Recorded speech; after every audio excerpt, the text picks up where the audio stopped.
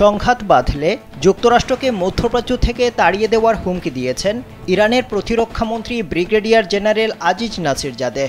তিনি বলেন, যদি কোনো সংঘাত বাধে তাহলে যুক্তরাষ্ট্রকে এই অঞ্চল ছেড়ে চলে যেতে হবে, কারণ তাদের সব সামরিক ঘাঁটি ইরানের ক্ষেপণাস্ত্রের আওতায় রয়েছে। বুধবার তেহরানে মন্ত্রিসভার বৈঠকের ফাঁকে সাংবাদিকদের তিনি এসব কথা বলেন। আজিজ নাসিরজাদেহ বলেন, যেসব দেশের সাথে সমস্যা রয়েছে আল্লাহর ইচ্ছায় আলোচনার মাধ্যমে সমাধান আসবে।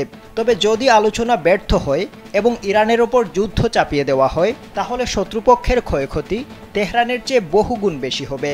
তিনি আরও বলেন, সংঘাত হলে ইরান যুক্তরাষ্ট্রের সব ঘাঁটিতে হামলা চালাবে, সেগুলো যেসব দেশে অবস্থিত সেসব দেশের কথা বিবেচনা না করেই।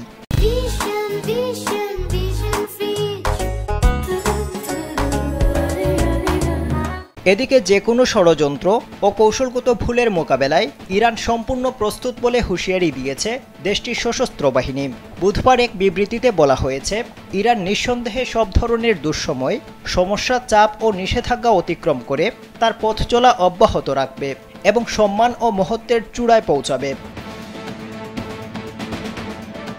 ইরানের সশস্ত্র বাহিনী শক্তিশালী, সক্ষম, সাহসী ও বীরত্বপূর্ণ উল্লেখ করে বিবৃতিতে আরও বলা হয়েছে, আল্লাহর উপর ভরসা করে এবং কমান্ড ইন চিফের অর্থাৎ সশস্ত্র বাহিনীর সর্বোচ্চ নেতার দূরদর্শী বুদ্ধিদীপ্ত নেতৃত্বে পরিচালিত ইরানের সশস্ত্র বাহিনী জাতির পক্ষে দৃঢ় অবস্থানে রয়েছে।